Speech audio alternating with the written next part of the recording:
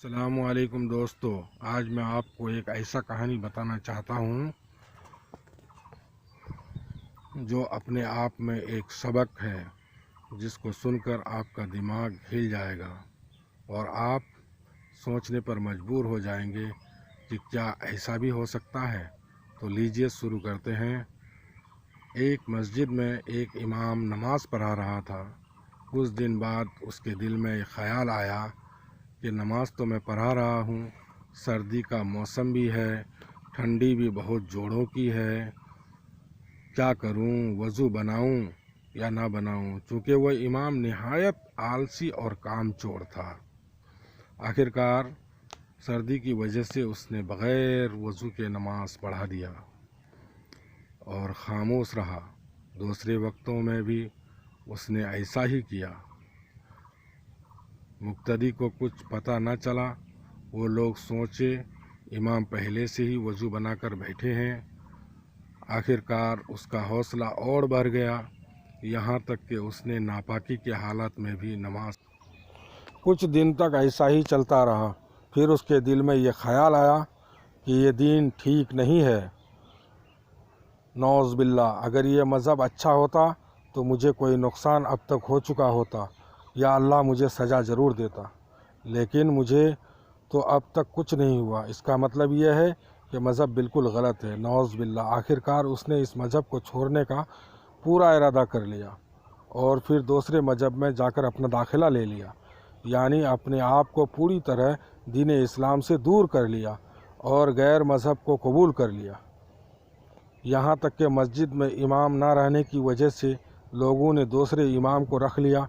कुछ अरसा के बाद एक दूर के बाज़ार में यहाँ के मुक्तदी कुछ ख़रीदने के मकसद से बाज़ार गया तो अचानक उस इमाम पर नज़र पड़ गई। सामने जाकर सलाम किया, लेकिन इमाम ने कोई जवाब न दिया।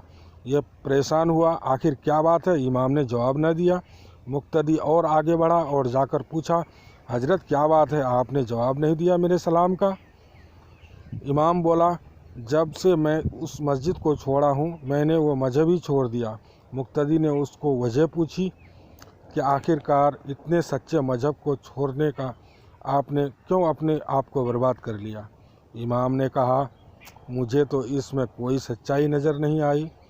उसने अपने सारे राज खोलना शुरू किया और कहा, मैं बग़ैर वज़ू के नमाज़ पढ़ाया, फिर भी और नापाकी की हालत में भी नमाज़ पढ़ाई, लेकिन मुझे कोई सज़ा नहीं हुआ, ना मेरा कोई नुकसान हुआ, तो मैंने क्या गलत किया। मुक्तदी थोड़ा बहुत पढ़ा लिखा भी था, उससे रहा नहीं गया। वो बोला, तुम कहते हो कि अल्लाह पाक तुमको सज़ा नहीं दिया, तुम ये सोच कैसे लिया।